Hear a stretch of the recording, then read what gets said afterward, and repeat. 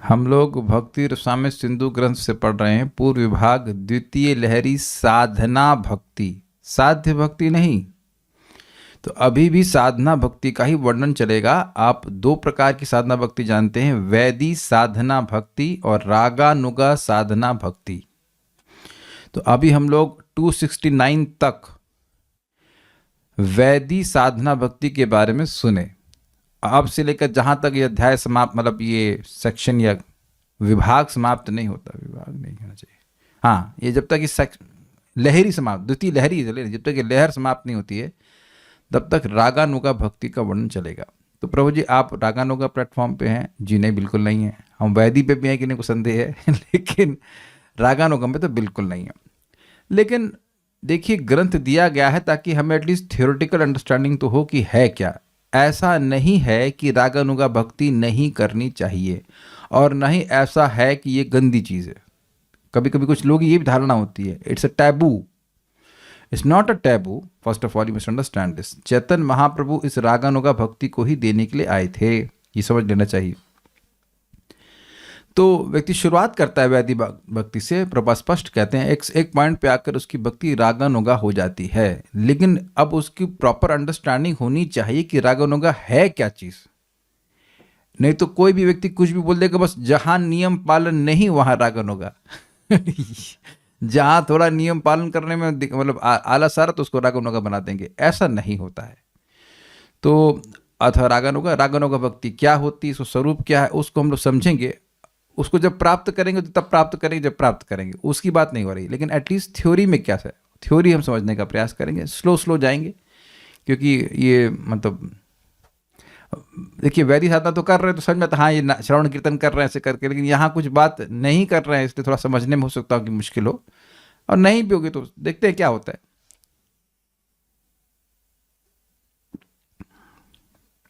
तो यहाँ पर डेफिनेशन दी जा रही है रागानुगा भक्ति की।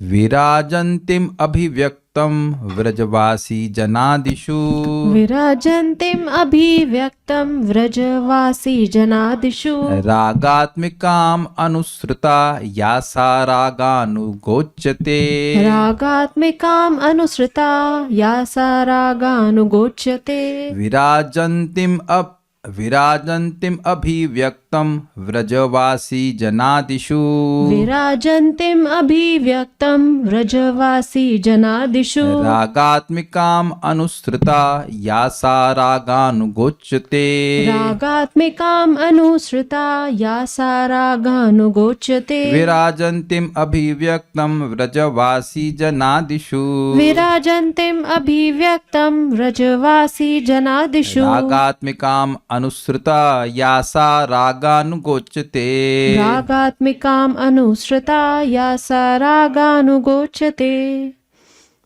विराजन्तिम अभिव्यक्तम व्रजवासी जनादिषु, विराजन्तिम अभिव्यक्तम व्रजवासी जनादिषु, रागात्मिकाम अनुसृता या सा रागानुगोच्यते, रागात्मिकाम अनुसृता या सा रागानुगोच्यते।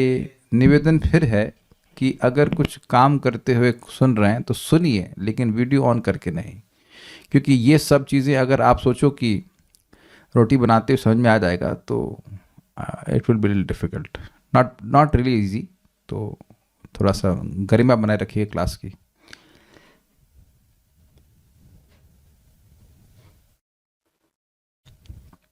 रागानुगा भक्ति ब्रजवासी जन एवं ब्रज के गो मृग शुक मतलब तोते आदि में प्रकाश रूप से विराजमाना जो भक्ति है, उस भक्ति को रागात्मिका नाम से कहते हैं। इस रागात्मिका भक्ति की जो अनुगमन करती है उस भक्ति को रागानुगा नाम से कहते हैं। देखिए एक शब्द यहाँ बहुत महत्वपूर्ण है, व्रजवासी, यानी गोलोक वृंदावन की बात हो रही है, मथुरा की और द्वारका की बात नहीं हो रही है। जहां भी ये बोध है कि कृष्ण भगवान हैं, कृष्ण के ऐश्वर्य का बोध है, तो वह रागात्मिक नहीं है। ये समझ में आ रहा है? गोकुल में या गोलोक में कोई भी कृष्ण को भगवान नहीं मानता है। वो स्वामी भी मानेगा, लेकिन कृष्ण मेरे स्वामी है ये नहीं बोलेंगे, कृष्ण भगवान है जो मेरे स्वामी है। क्या ये समझ पा रहे हैं बात? तो द्वारका या मथुरा की जो भक्ति है वह भी रागात्मिका नहीं होती है। इसका मतलब यह नहीं है कि वो शुद्ध भक्ति नहीं होती है। जैसे देवकी और वसुदेव भगवान श्री कृष्ण को अपना बेटा मानते हैं, लेकिन वह अब यह नहीं, उनके बीच में जब भगवान अपने ऐश्वर्य को प्रकाशित करते हैं तो वो उनको हो जाती धारणा कि ये भगवान है। लेकिन आप जानते हैं कि माता यशोदा के सामने भगवान ने अपना ऐश्वर्य दिखाया, सारे ब्रह्मांड अपने मुंह में दिखाए, तो क्या वो सोचने लगी लगता है हमारे लड़के पे कोई भूत चढ़ गया है तो कुछ करना चाहिए। उनके मन में ये कभी नहीं आता है कि भगवान, ये कृष्ण भगवान है। यहाँ तक कि भगवान जब गोवर्धन धारण किए तो बाकी जो ब्रजवासी लोग हैं जो वो अपना लाठी लगा रहे हैं कि कृष्ण को दिक्कत हो रही हो कि हम भी थोड़ा सहायता करें और लाठी से गिरिराज जी उठ जाएंगे, लेकिन उनका भाव ऐसा रहता है। तो माता यशोदा को कभी नहीं लगता कि ये भगवान हैं। ये समझ में आ गया? तो जो रागात्मिक भक्ति है वो प्रकाश रूप से विराजमान, प्रकाश मतलब प्रकट रूप से एकदम दिख रहा है, और विराजमान, जो विराजमान मीन्स सिचुएटेड, आसीन। तो पॉइंट इज दैट कि गोलोक वृंदावन में माता यशोदा हैं, भगवान के मित्र हैं, उनके सखा भी, दास भी हैं, सब कुछ। वो सब लोग भगवान के भक्त नहीं हैं, वो कृष्ण के भक्त हैं। Is it sinking? कृष्ण उनके गांव के लड़का है और उससे सब लोग बहुत प्रेम करते हैं। कब से कर रहे हैं? अनादिकाल से। कब तक करते रहेंगे? अनंत काल तक। And they are mad in love for him. तो उस भाव का जो अनुगमन करता है, वैसे तो आगे बात आएगी, लेकिन कोई अगर ये कह रहा है कि मैं राधा हूं, तब वह रागानुगा भक्ति कर रहा है कि नहीं कर रहा है? नहीं, वो मायावाद बोल रहा है। जैसे मैं कहूं कि मैं भगवान हूं, तो ये मायावाद हुआ कि नहीं? उसी प्रकार से कोई कहे कि मैं राधा हूं, मैं ये माता यशोदा हूं, ये हूं, वो हूं, तो वह भी मायावाद ही होगा। अनुगमन किया जाता है, अनुकरण नहीं किया जाता। अनुगमन means following in the footsteps. तो जैसा उनका भाव है उससे वो आकांक्षा व्यक्ति करता है, काश ऐसा ही भाव मेरे हृदय में भी प्रकाशित हो जाए। इसको रागानुगा भक्ति कहते हैं। जो समझ में आओ, कोई बिना डरे वेदवाद नहीं बताइए, और दो चार भक्तों आपसे पूछ लूंगा क्या समझ में आया रागानुगा भक्ति क्या होती है? प्रभु जी, जो गोलोक के पार्षद हैं, वे भगवान को भगवान ना मान के अपना प्रेमी मानते हैं, बहुत सुहृद मानते हैं, स्वामी मानते हैं। भगवान कहकर स्वामी नहीं मानते, सिर्फ स्वामी मानते हैं, मतलब भगवान नहीं मानते उनको, ये हमारे प्रिय हैं। तो इस तरह से उस भावना में जो लोग, जो भी भक्त उनका अनुकरण करते हैं, उनके अनुकरण नहीं, सॉरी, अनुसरण। देखिए फिर समझिए, फॉलो। रागानुग, जो राग का अनुगमन करे उसको रागानुग कहते हैं। ये तो इजी है समझने में। तो प्रश्न होगा कि भाई किसका राग किसको कहते हैं? तो जो रागात्मिक भक्त हैं, जैसे माता यशोदा, सुबल, सखा जो सब हैं, और गोपियां इत्यादि हैं, और भी जो गोलोक के पार्षद हैं, उनकी भक्ति का जो भक्ति अनुगमन करे उसको रागानुगा कहते हैं। ये इसलिए इस तरह से समझा रहे कि अब आगे के श्लोकों में ये समझाया जाए कि रागात्मिक भक्ति क्या होती है, गोलोक की भक्ति क्या होती है। देखिए, रागानुगा का मतलब केवल गोपियों का अनुसरण करना नहीं है। जो भी गोलोक के पार्षद हैं, 5 प्रकार के इसमें रस हैं, तो जो भी गोलोक के पार्षद हैं उनका जिस प्रकार की भगवान की भक्ति, मान लो साख्य भक्ति है, दास्य भक्ति है, वात्सल्य भक्ति, जो कोई भी संबंध में भक्ति हो रही है, उसके प्रति आकर्षण किसी भक्त का हो सकता है कि काश मैं भगवान के सखा का भाव मेरे मन में हो। तो अब भाव आ नहीं गया है, उसके प्रति आकर्षण हो गया है। तो जो रागात्मिक भक्त है वो हो गया सखा, और उसका अनुगमन करने वाला हो गया रागानुग भक्त। ये साध्य भक्ति नहीं है, ये साधन भक्ति ही है। लेकिन ये केवल शास्त्र के नियम से नहीं चल रही है, बल्कि वो लोभ है उसको प्रवृत्त करा रहा है उन साधनों में, जिससे कि इस प्रकार का भाव उसका उत्पन्न हो जाए। सभी लोगों को समझ में आ रहा है या कुछ गया ऊपर से? तो देखिए, एक बात स्पष्ट है कि इसमें शास्त्र को छोड़ नहीं सकते हैं, क्योंकि अब भगवान के किस भक्त ने भगवान से कैसा आदान प्रदान किया है ये मन में नहीं उपज सकता है किसी के। वो श्रीमद् भागवतम के दशम स्कंद की लीलाओं को सुनने से ही होगा। इससे तो एकदम क्लियर समझ में आ रहा है कि भागवतम को छोड़ करके आप कहो कि हमारा रागानुग हो रहा है, तो ये नहीं हो सकता है। तो इसलिए कोई कहे कि मैं रागानुग भक्त हूँ, ये हूँ, फलान टिमकाना, पहले बात तो ये कहने की बात नहीं होती सब। और यह सोचे कि मैं रागानुग भक्त हूँ और भागवतम का 10th कैंटो का एक लीला भी ना पता हो, तो वो रागानुग नहीं हो सकता है। आप समझ पा रहे हैं बात? Is it okay? भगवान की लीलाओं को सुनेगा तभी ना उस प्रकार के भाव की आकांक्षा करेगा, लालसा करेगा। तो ये बात थोड़ी समझने वाली। जैसे मान लीजिए आप श्रीमन चैतन्य महाप्रभु की लीला सुनते हैं कि वे बहुत सुंदर कीर्तन करते हैं, प्रेम कीर्तन करते हैं श्रीवास ठाकुर घर में, तो मन में आता काश हम भी वहाँ कीड़े मकोड़े के रूप में कहीं कुछ होते तो हम भी उस कीर्तन को सुन लेते। तो जब ये कोई लीला सुनेंगे तब ना कुछ इच्छा आएगी। बिना लीला सुने किसी को इच्छा जाती है? हम सुनते हैं रूप गोस्वामी जी को नाम में इतनी रुचि है, तो जब सुनते हैं तब ना कुछ एस्पिरेशन आएगी। तो एस्पिरेशन का आधार सुनना है। कह रहे हैं अनुकरण और अनुसरण और अनुगमन कंफ्यूजन हो रहा है। देखिए, अनुकरण मतलब होता है नाटक करना, जैसा वो कर रहा है बिल्कुल वैसे करने का प्रयास करना। अनुसरण मतलब होता है फॉलो करना। अनुसरण और अनुगमन एक ही बात है, लेकिन अनुकरण जो है वो गलत है। मैं राधा हूं, मैं ये हूं, फलान टिमकाना लोग बोलने शुरू करते हैं और उसके बाद वो भी क्या कहते हैं, पुरुष हैं, वो लड़की का कपड़ा पहन के घूमते हैं। ये सब नहीं चलेगा। या कोई मान लीजिए लड़की शरीर में कहीं मैं सखा भाव बनना चाहती तो वटेवर धोती कुर्ता पहन के चली जाएगी, तो ऐसा नहीं वो सखा भाव आ जाएगा उसको।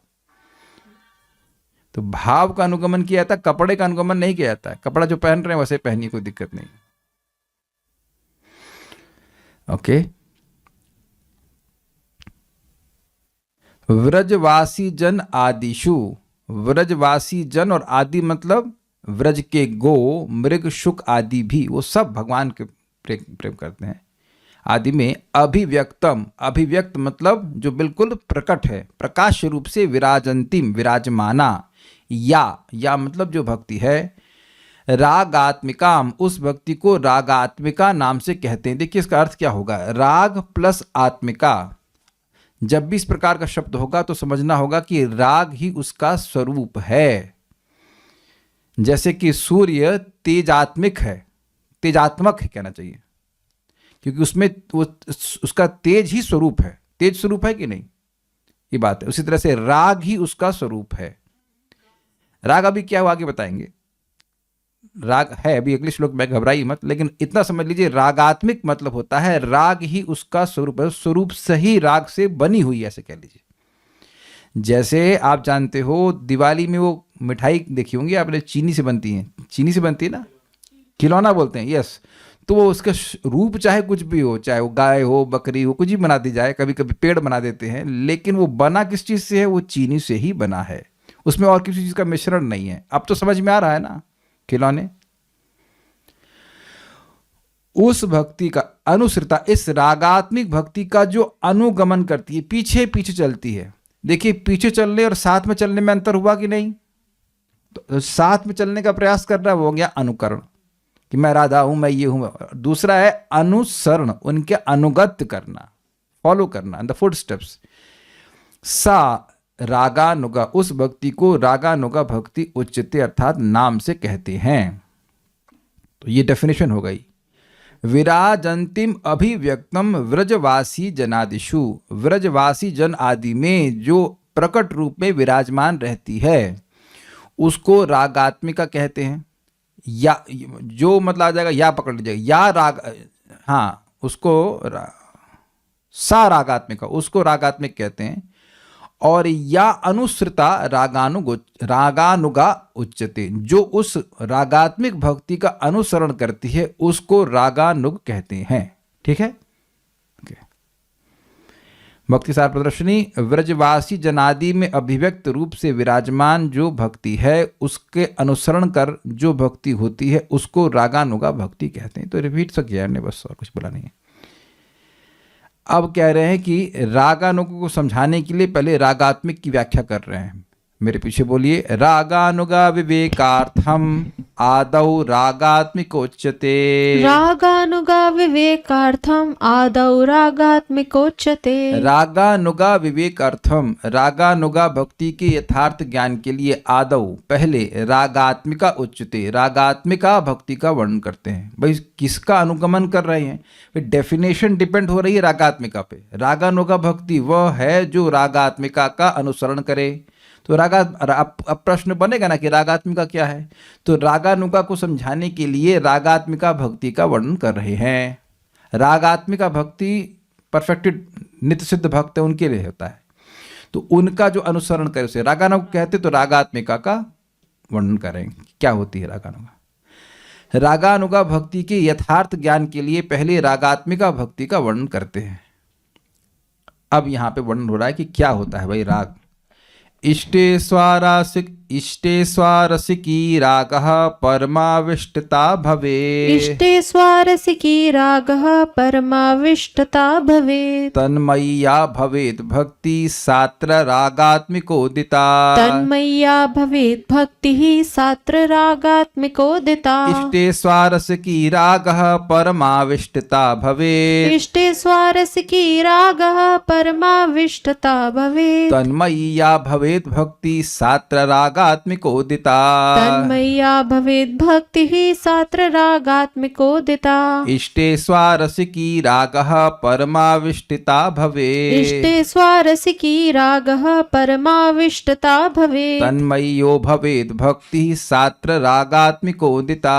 तन्मय्या भवेत् भक्तिः सात्र रागात्मिकोदिता। इष्टे स्वारसिकी रागः परमाविष्टता भवेत्। इष्टे स्वारसिकी रागः परमाविष्टिता भवेत्। तन्मय्या भवेत् भक्तिः सात्र रागात्मिकोदिता। तन्मय्या भवेत् भक्तिः सात्र रागात्मिकोदितः। इससे पहले तक, मतलब इन क्लासेस के पहले तक, अगर मैंने कुछ रागानुगा पे थोड़ा बहुत बोला है और उसमें कुछ त्रुटि हो तो उसको आप स्वीकार कर लेना, क्योंकि मैंने पहले बोला था कि मैंने रागानुगा के बारे में जो थोड़ा बहुत सुना है वही रिपीट किया है। अभी आपके सामने पढ़ पढ़ करके बोलेंगे ताकि इस बात को हम लोग समझ सकें। तो सही सही अंडरस्टैंडिंग तो यहीं पे होने का प्रयास हो पाएगा, वो भी प्रयास ही हो पाएगा। हम आपके संग पढ़ ही रहे हैं, हम उसके कोई टीचर नहीं हैं। थोड़ा समझ में आया उसको समझाने का प्रयास कर रहे हैं। इष्ट में अर्थात भगवान श्री कृष्ण में स्वाभाविक जो परमाविष्टता होती है, स्वाभाविक मतलब अभी कोई शास्त्र आज्ञा से नहीं होगी, और परमाविष्टता मतलब आविष्ट एब्जॉर्प्शन। परमाविष्ट मतलब एब्जॉर्प्शन मीन्स हाईएस्ट लेवल का एब्जॉर्प्शन होती है, उसे राग कहते हैं। मतलब दिन रात भगवान का ही स्मरण हो रहा है, क्षमा कीजिएगा भगवान का नहीं, कृष्ण का जो हो रहा है। कुछ शास्त्र आज्ञा से भगवान का स्मरण नहीं कर रहे हैं, भगवान तो भगवान ही बोलेंगे, तो वैदिक भक्ति में तो भगवान बोलेंगे, तो भगवान का स्मरण कर रहे हैं। तो निरंतर भगवान का स्मरण हो रहा है, स्वाभाविक रूप से हो रहा है। कुछ ऐसा नहीं कि उनको भगवान मान करके ऐसा या कुछ हमारा लाभ होगा, ऐसा कुछ नहीं। परम आवेश है, डीप एब्जॉर्प्शन, उसे राग कहते हैं। ठीक है, उस रागमय भक्ति को ही यहां पर रागात्मिका कहा गया है। रागमयी, देखिए ये जो मय शब्द होता है इससे सूचित होता है कि किसी वस्तु से वो बना है। जैसे सूर्य तेजोमय है, सूर्य में क्या दिखता है आपको? तेज, और तेज ही दिखाई पड़ता है कि नहीं? उसके अलावा और किसी चीज से बना नहीं है। बाकी मैंने खिलौने वाले एग्जाम्पल दे दिया आपको, खिलौना चीनी से ही बना हुआ है। तो उसी प्रकार से रागमय भक्ति को रागात्मिका कहा गया है, जिसका स्वरूप ही राग हो। वहां पर शास्त्र आज्ञा का कोई मतलब नहीं होता है। इष्ट में स्वारसिकी, स्वाभाविक, बिल्कुल नैसर्गिक, नेचुरल, जो परम आविष्टता अर्थात पूर्ण तल्लीनता, पूरा एब्जॉर्प्शन जिसे कहना चाहिए होता है, भवेत होती है। राग, उसे राग कहते हैं। तत्मयी, तत् मतलब वह, तो यहाँ पे तत् का मतलब वह रागमयी, वह तत् इंडिकेट करता है, तत् जो है वो इंडिकेट कर रहा है राग को। उस रागमयी या भक्ति, रागमयी जो भक्ति भवेत अर्थात होती है, सा अत्र रागात्मिका उदिते, उसे यहाँ रागमयी कहा गया है, अर्थात रागात्मिक कहा गया है। रागानुगा नहीं है, रागमयी है। रागमयी जो राग से ही बनी हो, ये बात बोल रहे हैं। इष्टे स्वारस्य की, एक मिनट, राग, अपने इष्ट में जो स्वाभाविक राग है, सॉरी, इष्टे स्वारस्य की परमाविष्टता राग भवेत, अपने इष्ट में जो स्वाभाविक परम आवेश है उसको राग कहते हैं। तन्मयी, जो ऐसी, तन्मयी या भवेत भक्ति, जो भक्ति ऐसी रागमयी होती है, स, उसे अत्र, यहाँ इस शास्त्र के प्रकरण में रागात्मिका कहा गया है। श्लोक तो समझ आ गया होगा, आगे देखते हैं।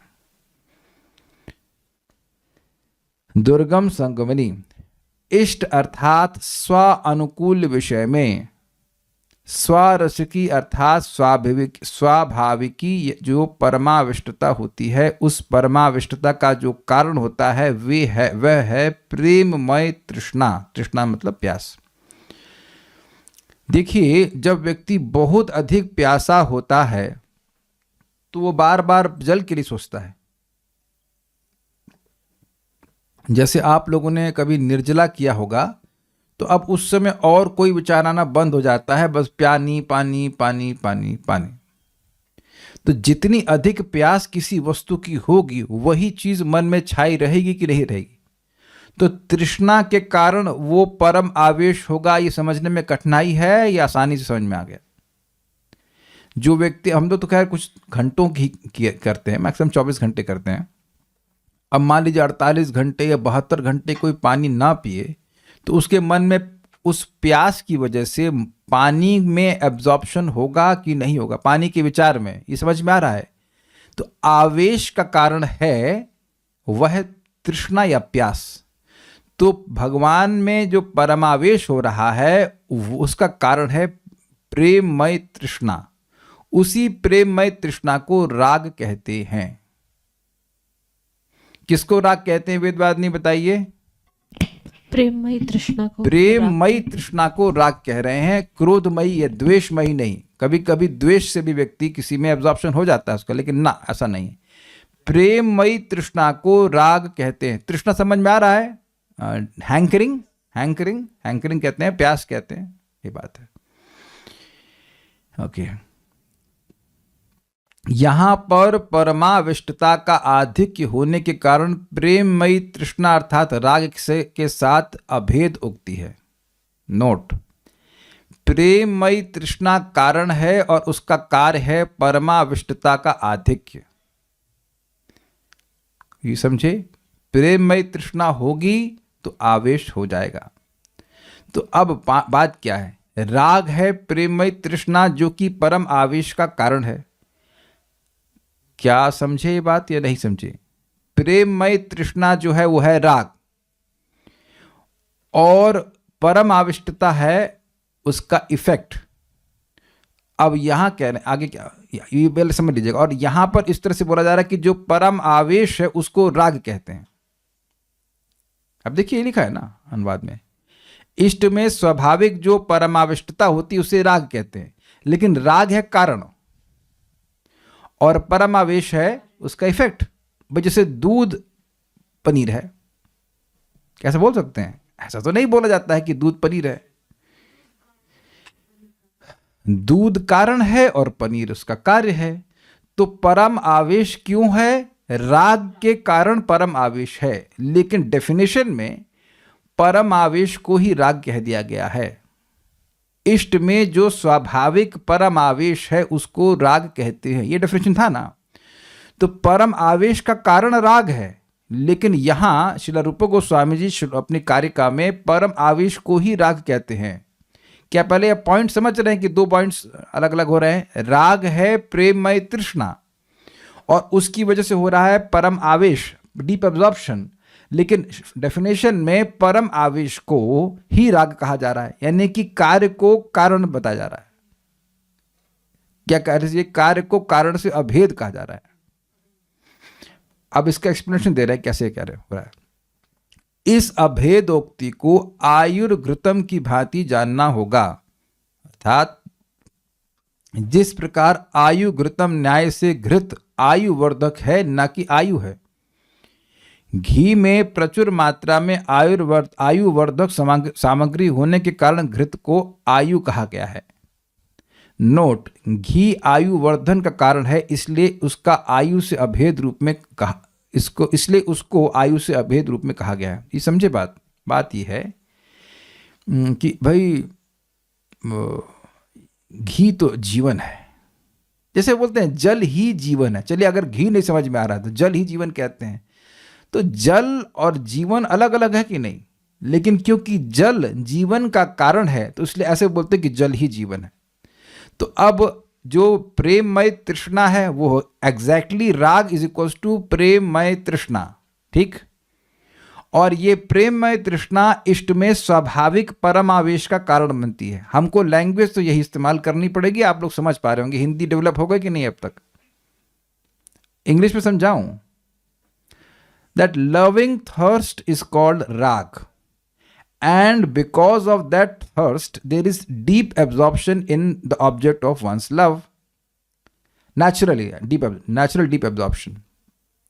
Now since this deep absorption is caused by that thirst, so that's why they are considered non-different.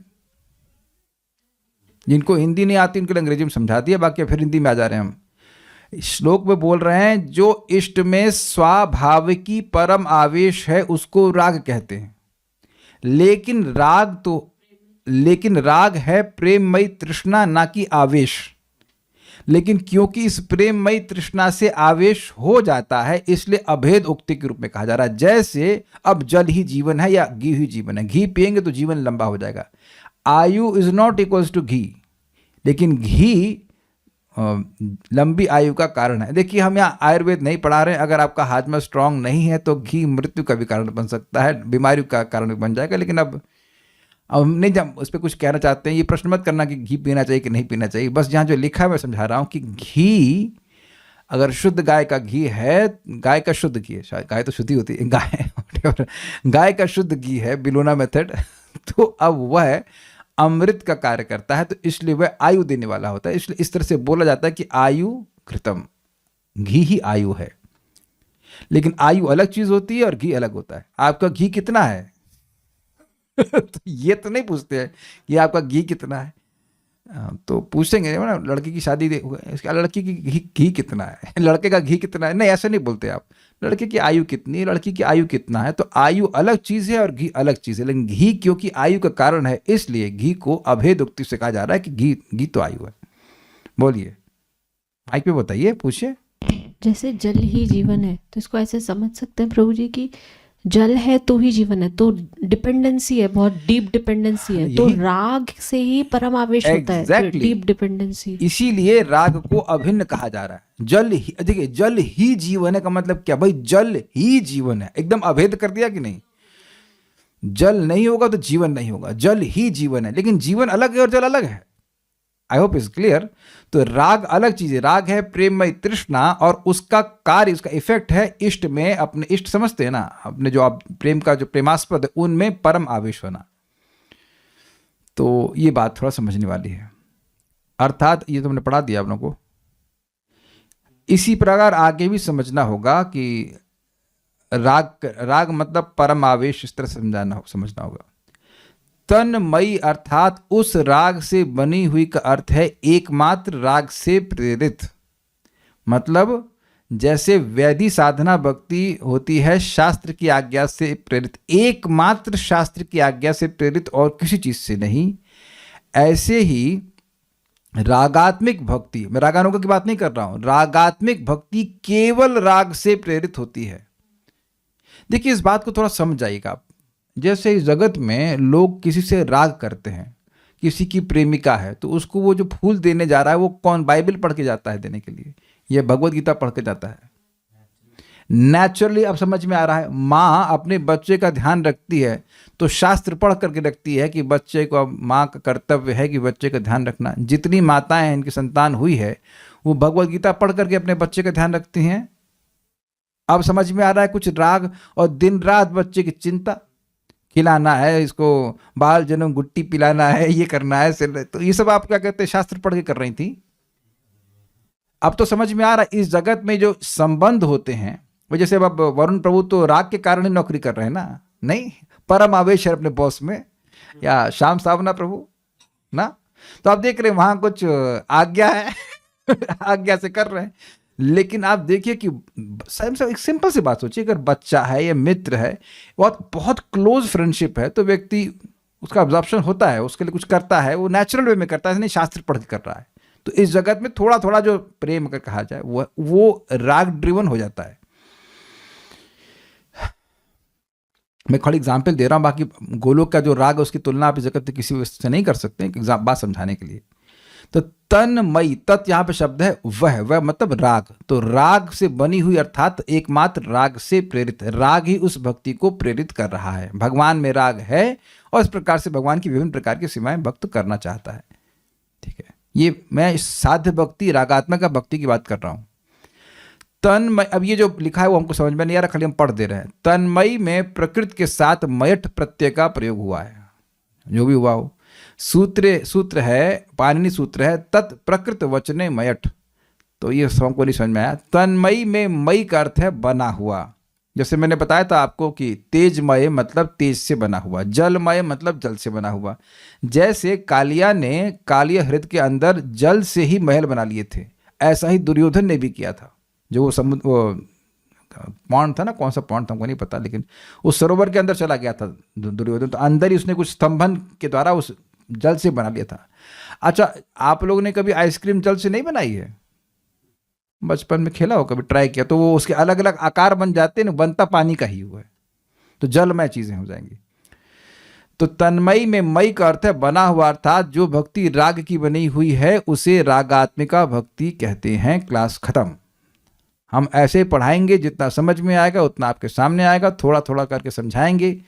अब ये थोड़ी एलिवेटेड बातें हो रही हैं, तो इसको आप इतना समझ लीजिएगा। आज का होमवर्क ये है कि विचार कीजिएगा, पढ़ लीजिएगा कि रागात्मिका भक्ति क्या होता है, और रागात्मिका भक्ति का जो अनुगमन करे उसको रागानुगा भक्ति कहते हैं।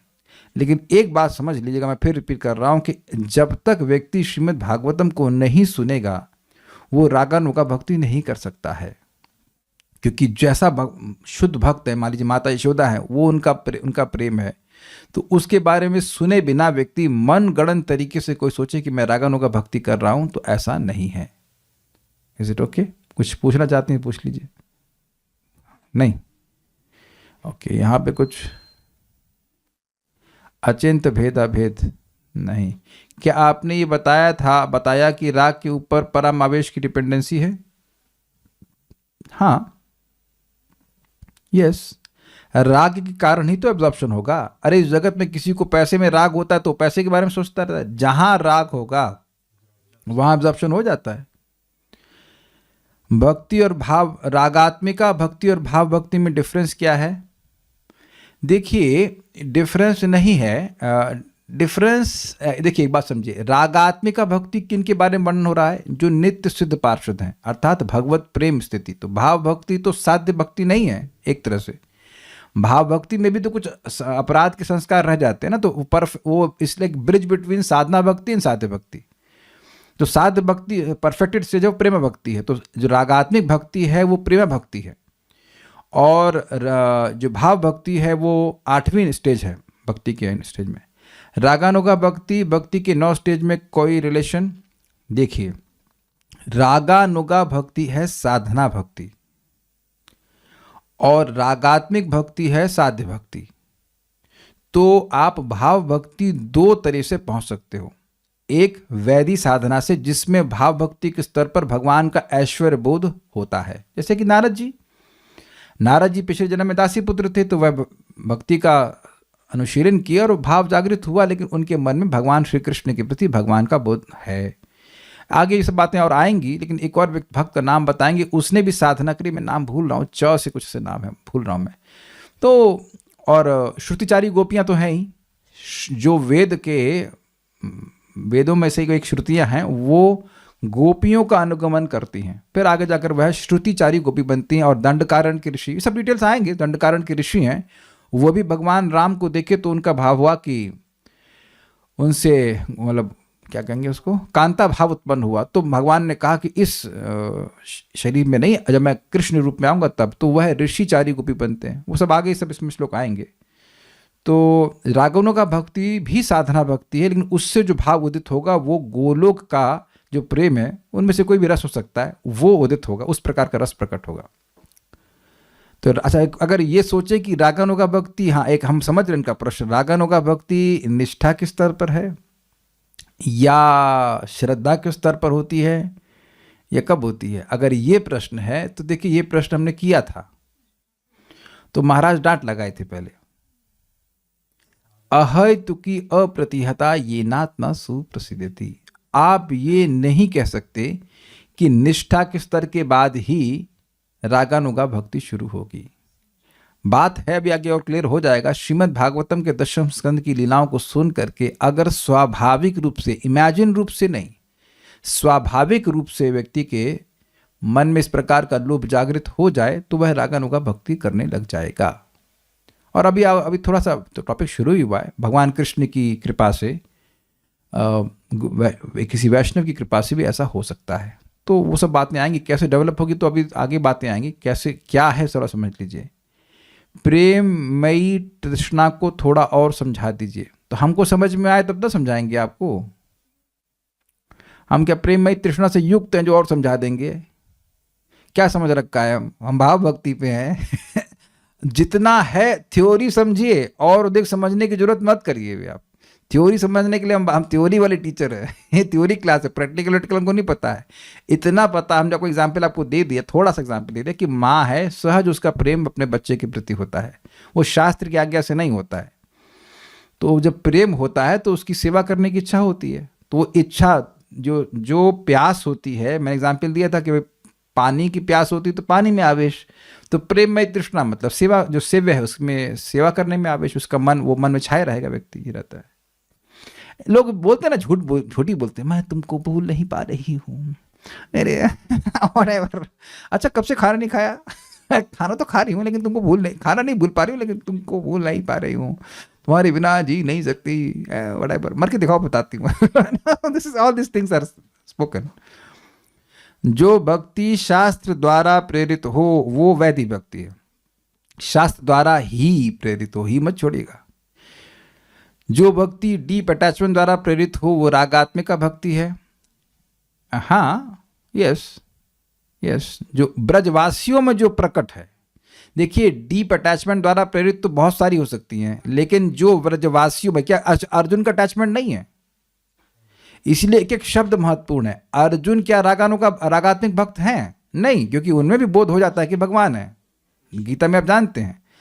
लेकिन यहां पर जो बात आ रही है, ब्रजवासियों की जो भक्ति है उनमें भी राग है। ऐसा मत सोचिएगा कि अटैचमेंट अर्जुन में नहीं है, और ना ही वह वैकुंठी अटैचमेंट है, क्योंकि वैकुंठ में कोई कृष्ण के संग, भगवान विष्णु के संग सोता नहीं है। अर्जुन सो भी जाते थे, मजाक भी करते थे, भाई बड़ा अच्छा गुण है तुम्हें कृष्ण, क्या भाई क्या बात, तुम हमेशा सच बोलते हो, मतलब व्याज स्तुति कर रहे हैं, मजाक कर रहे हैं कि तुम तो झूठ बोलते हो हमेशा। तो इस तरह का मजाक अर्जुन कर सकते हैं, लेकिन अब गोलोक के जो सखा का प्रेम है वो उतना उस तरह का नहीं है। और ये ध्यान देना होगा कि जो भक्त जिस लेवल पे वो उसमें संतुष्ट है, वो उसमें कुछ चेंज नहीं करना चाहता।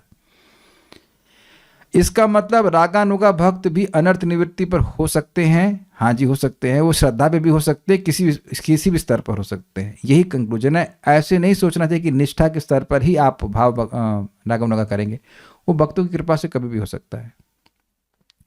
राग भक्ति साधना भक्ति है या साध्य, या दोनों? अब राग भक्ति का क्यों, इसमें से कुछ तो जोड़ी है, तो रागानुगा बोली या रागात्मिका बोली या राग बोल दिया आपने, तब तीसरी भक्ति बना दिया आपने, तो ये तो गलत बात है ना। क्वेश्चन को ठीक से फ्रेम कीजिए, या तो रागानुगा बोलिए या रागात्मिक बोलिए, दोनों में तो राग है, तो राग भक्ति मतलब रागानुगा भक्ति साधना भक्ति है, और रागात्मिका भक्ति नित्य शुद्ध पार्षदों में विद्यमान भक्ति है। Is it sinking? ठीक है, तो हम यहाँ रुकते हैं। कोई भक्त का प्रश्न उसको भी ले लेंगे, लेकिन पहले रुक जाते हैं। श्री श्री भक्ति स्वामी सिंधु की जय, श्रील प्रभुपाद की जय, निताय गौर प्रेमानंदे।